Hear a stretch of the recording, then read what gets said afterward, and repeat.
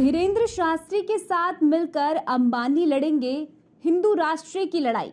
बाबा बागेश्वर के दिखाए रास्ते पर चले अनंत अंबानी। अंबानी की 170 किलोमीटर पदयात्रा से बाबा बागेश्वर धाम का क्या है कनेक्शन? इंसान चाहे जितनी भी बड़े पद पर पहुंच जाए, लेकिन अपनी सनातन परंपरा से जुड़ा रहता है तो वो कभी जिंदगी में असफल नहीं होता है। देश के सबसे बड़े उद्योगपति मुकेश अंबानी के छोटे बेटे अनंत अंबानी इन दिनों अपनी पदयात्रा के जरिए देश के करोड़ों युवाओं को ये संदेश देने की कोशिश कर रहे हैं।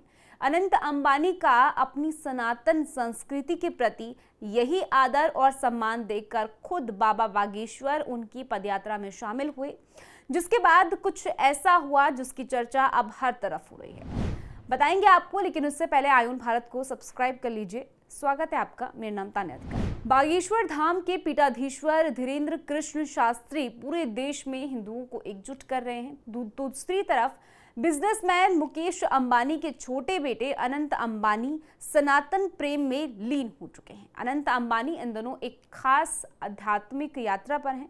वो गुजरात के जामनगर से द्वारका तक 170 किलोमीटर की पदयात्रा कर रहे हैं। गुरुवार यानी कि 3 अप्रैल को इस यात्रा का 8वां दिन था।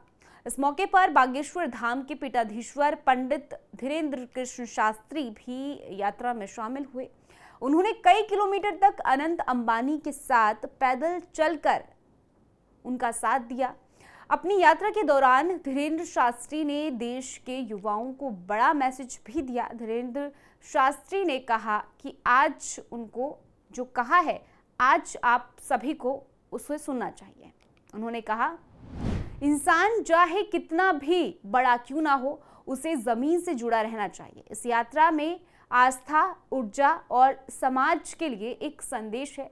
धीरेन्द्र शास्त्री ने कहा, अनंत अंबानी पूरी श्रद्धा और विश्वास के साथ भगवान द्वारकाधीश्वर के दर्शन को जा रहे हैं। उनका समर्पण और भक्ति प्रेरणा देने वाला है। भगवान की कृपा उन पर बनी रहे। दरअसल अनंत अंबानी से देश के लाखों युवाओं को सीख लेनी चाहिए। बड़े घराने, देश के बड़े उद्योगपति के बेटे होने के बाद भी उनका अपनी संस्कृति के प्रति जो आदर और प्रेम है, ये लोगों को काफी पसंद आ रहा है।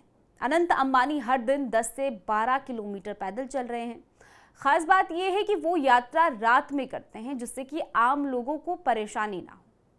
इस बात का भी वो पूरा ध्यान रखते हैं। 10 अप्रैल को खत्म होने वाली ये यात्रा उस दिन खत्म होगी जब अनंत अंबानी का जन्मदिन है। अनंत अंबानी का कहना है कि वो इस दिन द्वारकाधीश्वर मंदिर पहुंचेंगे, भगवान का आशीर्वाद लेंगे और वहीं अपना जन्मदिन मनाएंगे। असल में यही है सनातन धर्म की खूबसूरती और एकजुट। धीरेन्द्र शास्त्री पूरे देश में पैदल यात्रा करके हिंदुओं को एकजुट कर रहे हैं और देश में हिंदू धर्म का जो खोया हुआ गौरव है उसको लौटा रहे हैं। उसी का नतीजा है कि देश के युवा अब सनातन धर्म को महत्व दे रहे हैं और अपनी संस्कृति को बढ़ावा दे रहे हैं। बड़ा रुतबा होने के बाद भी अनंत अंबानी पदयात्रा पर कर रहे हैं, जिससे कि देश में बड़ा मैसेज जा रहा है और यही धीरेन्द्र शास्त्री का मकसद है। पूरे देश समाज का हिंदू एकजुट हो जाए और सनातन धर्म का गौरव लौट जाए। तो अब धीरे धीरे ये दिखने लगा है। खबर में फिलहाल के लिए इतना ही। पूरी स्टोरी को लेकर आपकी क्या राय है, कमेंट सेक्शन में जरूर बताइएगा। बाकी देश और दुनिया की ऐसी खबरों के लिए आप जुड़े रहिए आयुन भारत के साथ।